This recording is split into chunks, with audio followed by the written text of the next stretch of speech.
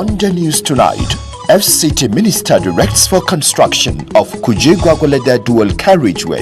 I've also directed them to continue from Kuje to Gwagwalada. And FCT Fire Service Women Association marks 22 years of milestone.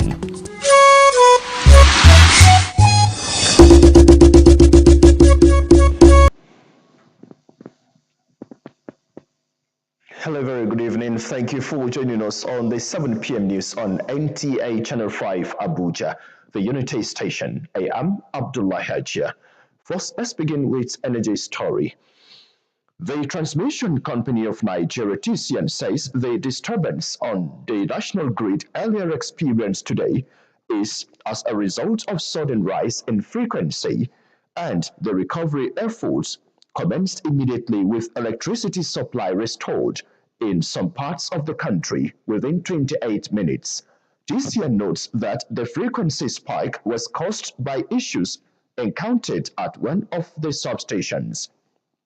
Also, due to the ongoing repair work on the transmission lines along the Shiroro-Mando axis, major upgrades at the Jeba transmission substation, and the restoration of the second Ogwaji-Apero transmission line, some degree of instability in the system, TCN says, is likely to persist until all major works are completed. TCN regrets impact of these disruptions and asks for the understanding and patience of the consumers as it remains committed to improving the reliability of electricity supply. Away from that, Minister of the Federal Capital Territory, Yasin Wike, has directed the construction of the Kuje Gwagwalada Road. The minister gave the directive during the inspection tour of the ongoing Kuje Township and dual carriageway from the Airport Expressway. Onozi Yakubu brings us details. The Kuje Gwagwalada Road has been in a deplorable condition for many years without getting any meaningful attention from the previous administrations. But that will soon be a thing of the past, with the inspection visit by the FCT Minister Yasin Wike to Kuje Town. First was the inspection of the ongoing dual carriageway from the Airport Expressway, where the FCDA boss, Shehu Hadi Ahmad, gives an overview of the 9-kilometer road project. Currently, by December 2024, we will have a clear corridor right from the intake. We told them also from the airport intake. There's a road plastic which they are also already programming to, so that by the time you come next, we should hopefully be presenting to you a full entire corridor of the airport Kuje Road highway fully appear, and then with some to the level of the. It is on top of that macadam will come and place binder and wiring costs. Impressed by the level of work at the two project sites, the FCT Minister Yasin Wike gives an express approval for the construction of the Kuje Gwagwalada Road, a portion that has been begging for urgent attention for a while.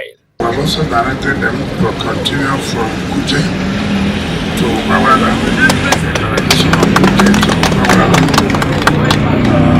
That's ease of transport difficulties when we are going to Gwagwalada, and also reduce the distance traveled. This infrastructure development in Kuje Area Council prompted some youth into wild jubilation on citing the minister.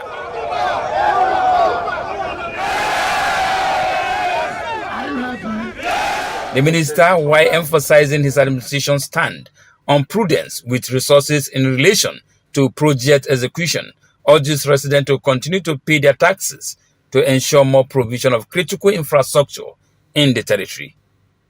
Onoze Yakubu, NTA News. The Karamoto Park has been upgraded and inaugurated by the chairman, Abuja Municipal Area Council. Deborah Gaza-Jamaica reports that the project, which suffered litigation for 12 years, has finally been inaugurated for interstate commercial transit.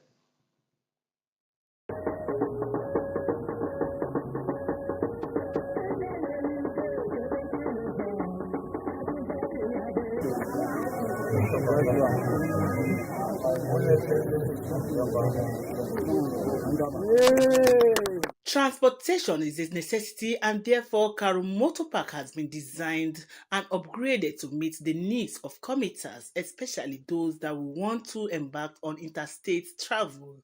The new Karu Motor Park has been designed to ensure adequate security for travelers. Chairman Abuja Municipal Area Council Christopher Zaka Mekananguwa inaugurating the upgraded motor park says it is the first of its kind in Amak with enough parking lots, booking offices, and that 15 transport companies have already taken their space for commercial activities. And we'll be checkmating in and outgoing in conjunction with the union. And that's why I said I'm going to provide them with CC cameras so that we can monitor who is coming in here and who is going out. So in that aspect of checkmating the towers, definitely that will be our number one priority, so that we don't allow this place to look like other parks. Comrade Idris Adamu appreciated the goodwill and requested that all illegal motor parks be addressed in the axis to enable the new motor park serve its purpose. We have 163 shops. We have 16 offices. Even admin block is for sale. Nothing is free because it's PPP. Amak chairman performed the symbolic presentation of the shop's keys to the renters. Residents around Nyanya, Jukwei, and Orozo have been advised to take advantage of the new motor park in Abuja. Deborah Gazaji Micah, NTA News. Now, reforming the nation's economy through arts and culture is achievable and sustainable. This, the Minister of FCT Wike made known at the 2024 edition of ASUFest in Abuja. Aisha Uba Ali reports that this year's edition has as its theme sustaining the renewed hope agenda through efficient management of cultural resources. When the FCT administration gave its words of sustaining ASOFest few months ago, it was not mere saying. It may be recalled that the 2023 edition was marked this year, and the 2024 edition is coming with a difference. Culture, tourism, and art, to mention a few, have been the mainstay of some nations' economy. Nigeria is still trying to make a breakthrough in this area, and how this can be achieved form part of the speech of the FCT Minister, Nyesom Wike, represented by the Mandate Secretary, Social Development Secretariat, Aminu Ibrahim, who is not only focusing on infrastructure, but how to make other sectors viable to contribute to GDP. Another major cultural event in Nigeria that seeks to bring together stakeholders in the art and culture industry to interact, showcase talents, and project the image of Nigeria's heritage. The event by the Secretariat became the rallying point, showcasing the beauty and uniqueness of diverse culture. The various exhibition stands had some unique messages for the guests. The food stand, dance, cultural displays, and traditional games all formed part of the highlight at the event. Under his watch, this festival will be sustained. Please help me give my minister a very big applause. The flagship cultural program of the FCT, speakers say, remains a platform for skills acquisition and transfer for youth and women, as the FCT administration assures of its open doors policies in cultural collaboration, partnership, and engagement. Aisha Ubali, NTA News. The vital role women play in keeping families running while their husbands are away on national assignments cannot be overemphasized, particularly as they acknowledge the challenges and sacrifices made. Hawagimba reports that the FCT Minister of State was represented by her special advisor on social investment program, Hajia Mejida Adamu Kuku, during the launch of the Fire Service Women Association in Abuja.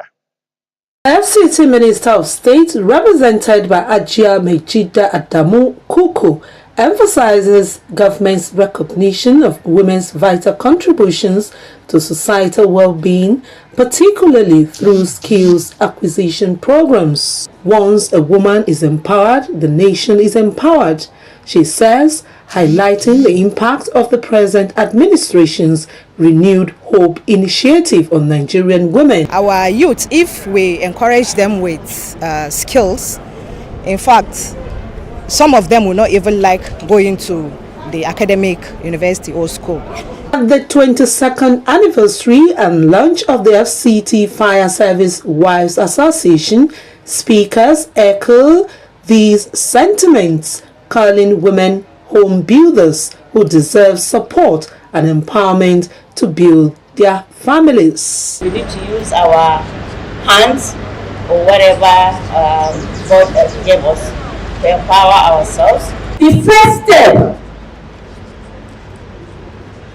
to a pathway to performance is to change our belief and make ourselves know that yes, we can do it. The message of the coordinator is for them to remain resilient the way they have been and always be very supportive of their husbands. President of the FCT Fire Service Wives Association, Janet Adebayo, expresses gratitude to the FCT Minister of State and other partners for their support. She pledges to equip fire service wives with skills in various fields of interest. The skill acquisition is for us to develop our women, our children, the less privileged among us, the vulnerable ones among us, the orphans and the widows. The anniversary celebration showcases the crucial work of FOA and its members who tirelessly support their families and communities amidst challenges by acknowledging their efforts. Hawagimba, NTA News. Imagine a world where war zones are ecological disaster camps. For millions of people, this is reality. Today, on the International Day to prevent the exploitation of the environment in war and armed conflicts, Asabe Williams highlights the effects of armed conflicts on the environment and human lives.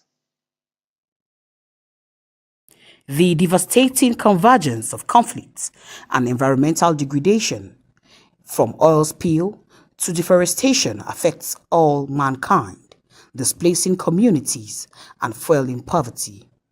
Experts urge governments, organizations, and individuals to unite with a view to protecting the planet, emphasizing collective action as crucial to mitigating conflicts' catastrophic environmental impacts. The United Nations Assembly calls on all to rise above conflicts, ensuring a brighter future for generations. In this crucial decade of action to achieve the Sustainable Development Goals, I call for heightened efforts to promote the partnerships, pro-poor policies and regulations needed to improve housing in cities. As we strive to overcome the pandemic, address the fragilities and inequalities it has exposed, and combat climate change, now is the time to harness the transformative potential of urbanization for the benefit of people and planet. The theme for this year's International Day is Protecting the Environment, Promoting Peace. In this regard, experts advocate that relevant authorities should create a better future for all and protect biodiversity, promote sustainable development, and support communities affected by conflicts. In Abuja, Asabe Williams, NTA News.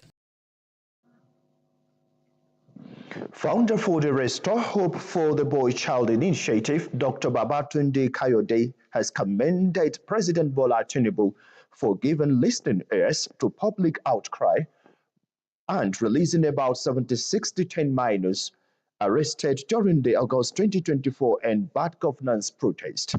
Serafina Rokon Omekwe reports on the NGO's commitment to advocating protection of rights of the boy child.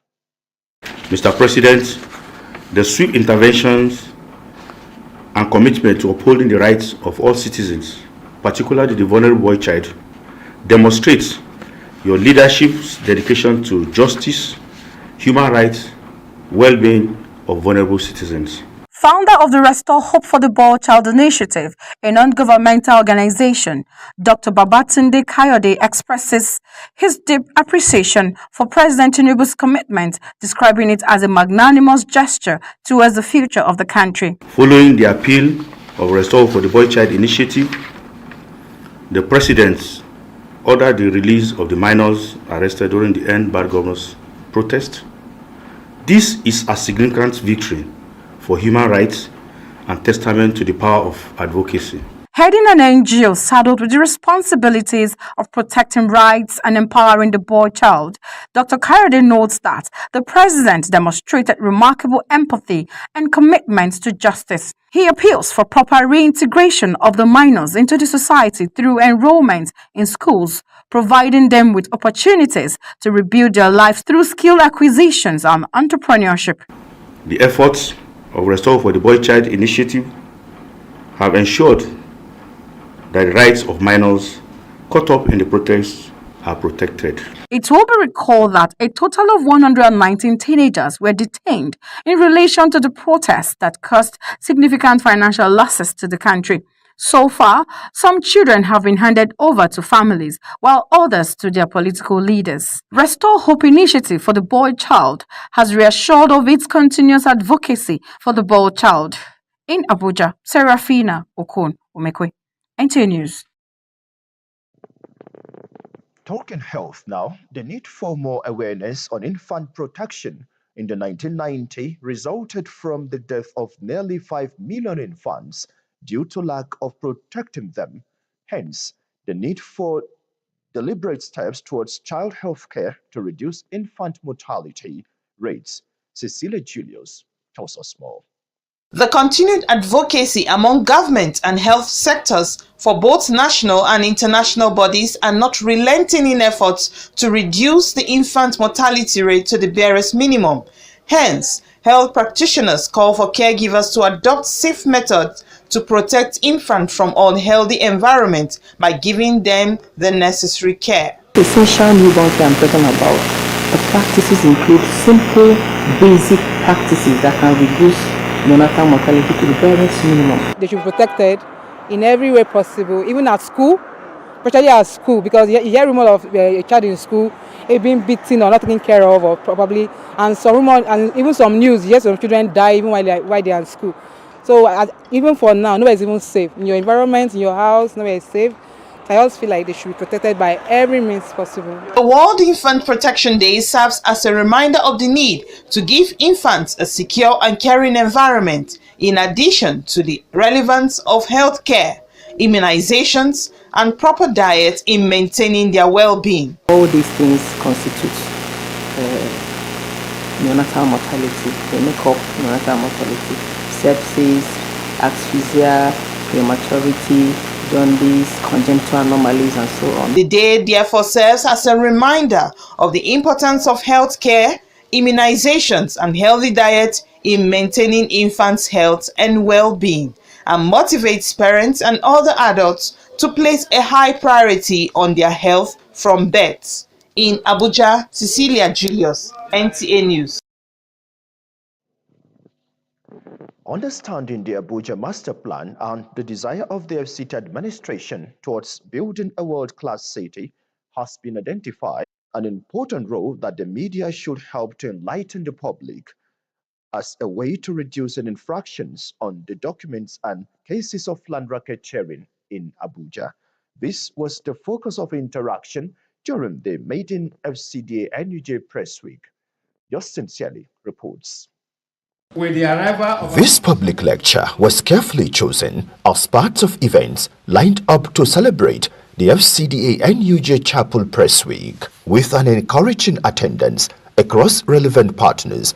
Guest speakers representative Dr. Sharif Yinkarazak, in a thought-provoking lecture, talked about the prospects and challenges around the Abuja Master Plan and the need for the crucial role of the media in enlightenment advocacy. It's about recognizing the role of the media in ensuring that a plan that is provided or that is prepared to guide the development of the city. Sensitization is carried out such that people understand the vision and mission of the plan and owned the plan. Let me assure you Executive that Secretary the FCDA, in a message, commended the professional contributions of the union in the achievements of the FCDA. It is a body that plays a crucial role in ensuring that the populace is aware of the government developmental projects. Leaders in the pen profession give insights on a number of union concerns, especially on improved remuneration for journalists as well as equity and justice for women in leadership positions. Today we now know the gist of the master plan and that there are a lot of land grabbers around confusing people for their own pecuniary interests. As journalists, we are charged with the crucial task of uncovering the realities behind these challenges, ensuring accountability, and amplifying the voices of those affected by the outcomes of this plan. Chairperson of the FCDA NUJ Chapel, Felicia Anthony Okoro, says it is fulfilling to use the occasion to set an agenda for public benefit. We should all be informed about the workings in the FCT, because if the FCT is working, I know we all will be happy. The chapel was encouraged to continue to keep the union vibrant through innovative ideas. In Abuja, Abdullah Hajia, NTA News.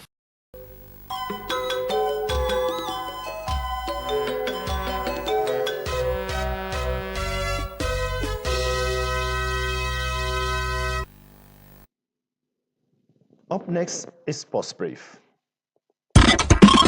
Defending champions Nigeria's under-18 men handball team were crowned champions of the International Handball Federation Trophy Africa Men Continental Phase on Wednesday, following their 38-26 victory over Guinea in the final in Addis Ababa, Ethiopia. Nigeria has now qualified for the IHF Trophy Intercontinental Phase, which will be played early next year in a yet-to-be-known country where they will represent Africa in the under-18 youth category. Meanwhile, ahead of the 2025 AFCON qualifier, Coach Augustine Eguavoen has released list of players that will tackle Benin Republic. Captain Ekong, Lukman, Osime, Simon and 19 others gear up for the encounter against Benin Republic and Rwanda. Coach Eguavoen has also called goalkeepers Stanley Nwabali and Maduka Okoye, defenders Calvin Bassi and Bright Osai Samuel, as well as midfielders Frank Onyeka, Fisayo Dele Bashiru, and Al-Hassan Yusuf, and forwards Kalechi Henacho, Victor Boniface, and Samuel Chukwueze. Home-based defender Victor Collins will join up with the group for the first time,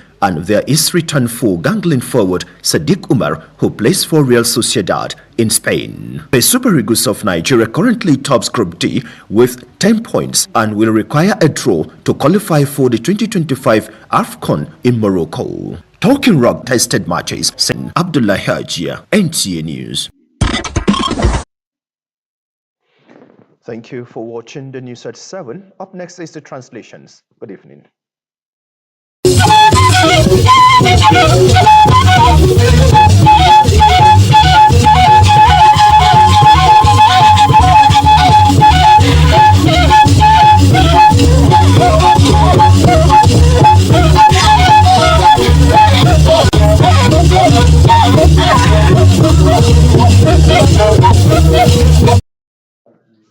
Wizo wawe wonana wo abedazaza ishangaje zuma woniye wa gobagnai minister kinsin danya Yelson Wuke wala agbaga ngai a shin sokoluko kuje gwagwala danya aba bazanu wala shaba wobe na bedai no minister sapa nge shaibu onoze wa ngai